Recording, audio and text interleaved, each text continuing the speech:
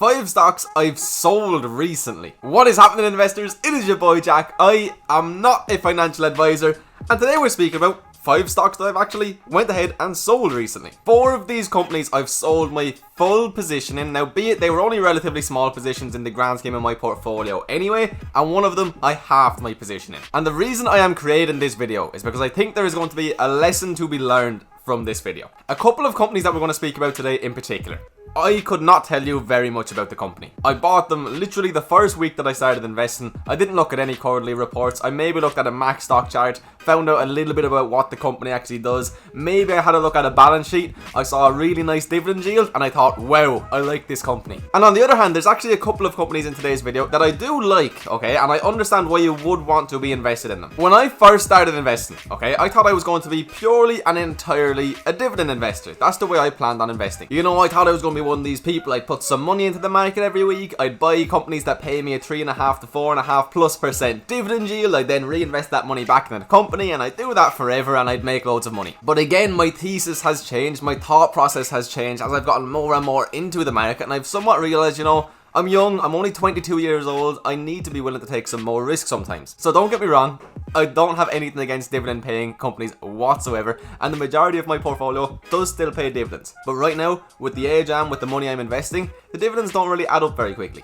But we'll speak about each stock briefly in today's video anyway. Right before we get into the first company of today, can I ask you to please smash a like on the video? It genuinely helps me out so much. Yesterday, you guys smashed the support out of it. We went up, we got to 9,150 subs, and now the final stretch of 10,000 well and truly is on. So if you're new around here as well, please hit that subscribe button. So with that being said, let's get straight into the first company of today, and let's see my failures. The first company I went ahead and sold completely out of my position in was Eastman Chemical. I only owned 2 shares. It was a small position, and I got out of it with a very small profit. I mean, it was probably 1, 2 or 3%. It wasn't much whatsoever. To be honest with you, I couldn't tell you very much about this company. This was one of the very first companies I ever bought, okay? And I remember I saw the dividend yield, okay? At the time, I think it was above 4%, and in my head, I was like, 4%? That's exactly what I want. On the 5-year stock chart, I probably thought, wow, they're down 30 or 40%. That's amazing. Of course, they're going to go back up. I saw that they have an uninterrupted dividend streak of 25 years. I'm like, wow, that's absolutely fantastic. But at the end of the day, I didn't really understand the company, and that's why I went ahead and sold them. After I did a little bit of research, after I went and revisited them,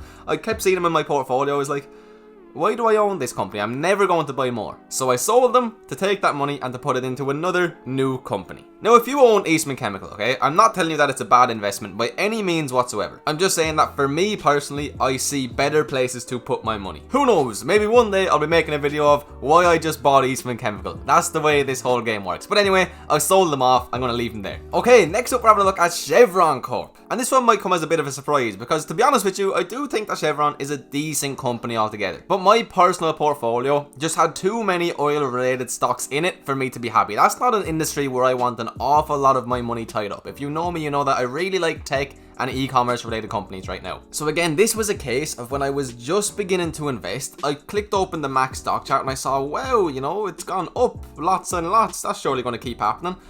Ignorantly, I was like, yeah, it goes down every now and again, but it always goes back up, and that isn't the case. And a max stock chart is never a good reason to go ahead and buy a company. But if we look at the 5-year chart, okay, and we look at the return that Chevron would have given us, you would have made 28.17%, and that's before the crash happened. At this current time, you would actually be down 8.42% if you invested in Chevron 5 years ago. Now, that doesn't include their dividend, which would have been somewhere between a 5 to 6% dividend, so that would have obviously brought you up, but still. If you invested 5 years ago and you did reinvest all of those dividends straight back into Chevron, you'd probably only be up about 15 to 20% in 5 years.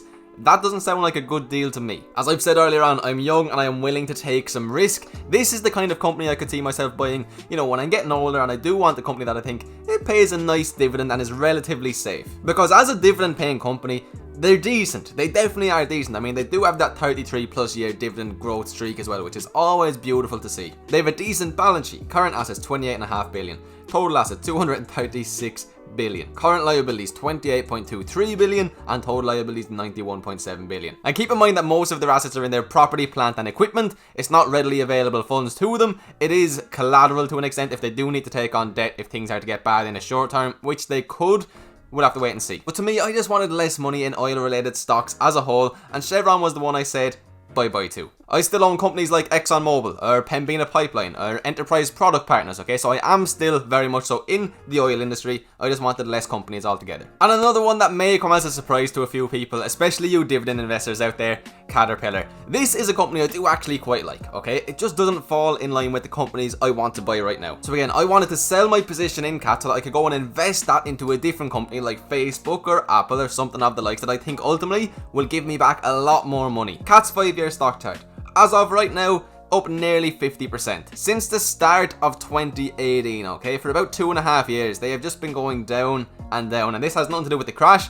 It's just been a bad run. And again, a stock chart shouldn't be the determining factor in regards to why you do or don't buy a company. It's all about the company and what they actually do, but it's still not a nice sign to be seeing. So for me, again, I'm seeing a company that has minimal growth, has a dividend yield of 3.37%. I just think that I can better spend my money elsewhere. Again, this is a company I could see myself owning at some stage in the future, but right now, I'm not Warren Buffett. I don't have unlimited money. I can't just buy absolutely everything I want.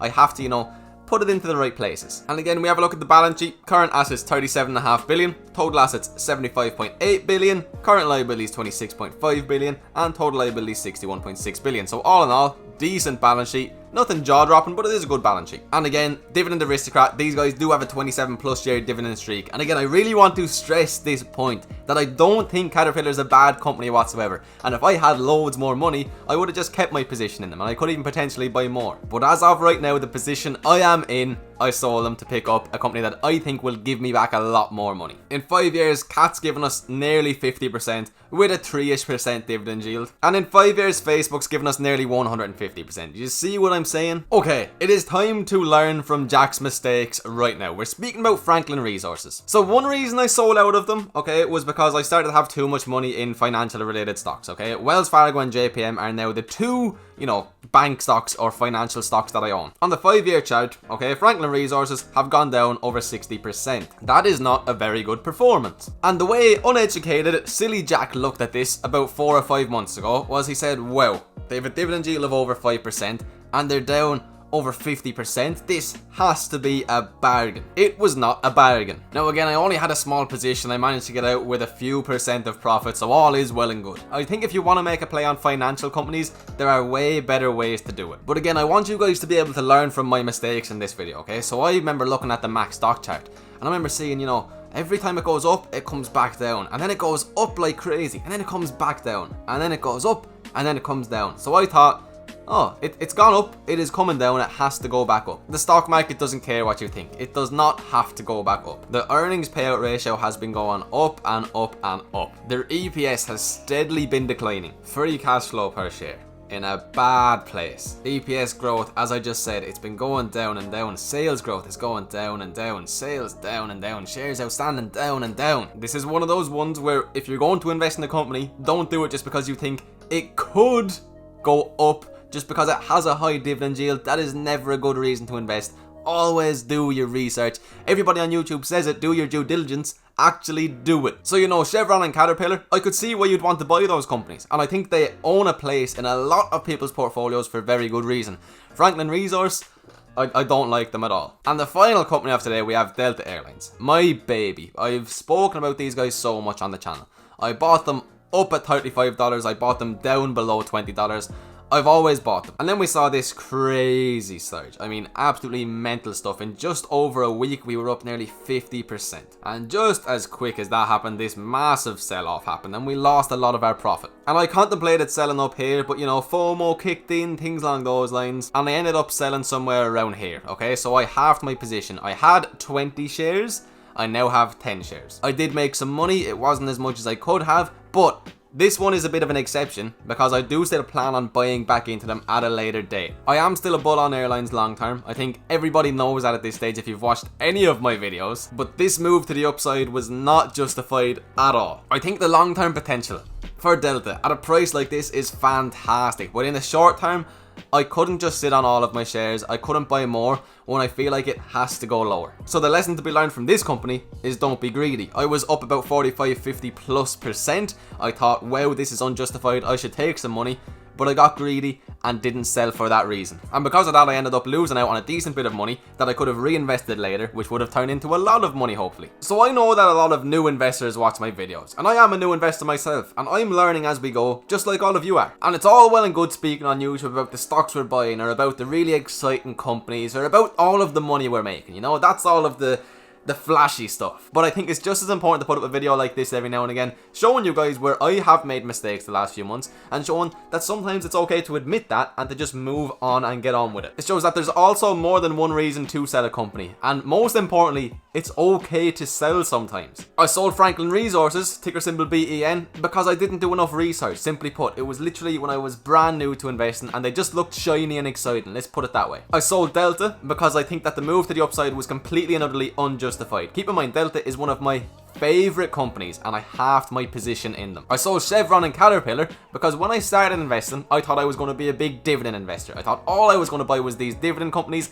that have 4+% yields. It turns out that that's not what I'm going to be doing for a little while at least. Right now my focus is going to be on growth as opposed to just dividends and reinvesting those dividends. Now again, I do still have many dividend paying companies in my portfolio and lots of dividend paying companies that I will keep, but they also have growth potential in my eyes. And I sold Eastman Chemical, simply put, again, I didn't do enough research, I didn't really understand the ins and out of the business. There are many different reasons you can sell. I'll tell you what didn't affect me deciding to sell these companies: how much money I had made or lost on them. That had nothing to do with it. In an ideal world, we buy a company and we hold on to it for 50 years and we make loads and loads of money. But we're all humans, sometimes we make mistakes. Anyway guys, I do hope that you enjoyed today's video. If you did, please drop it a like, it would mean an awful lot to me. Drop me a comment down below and subscribe if you're new around here. I hope you have an absolutely fantastic week. I will catch you for tomorrow's video. Peace.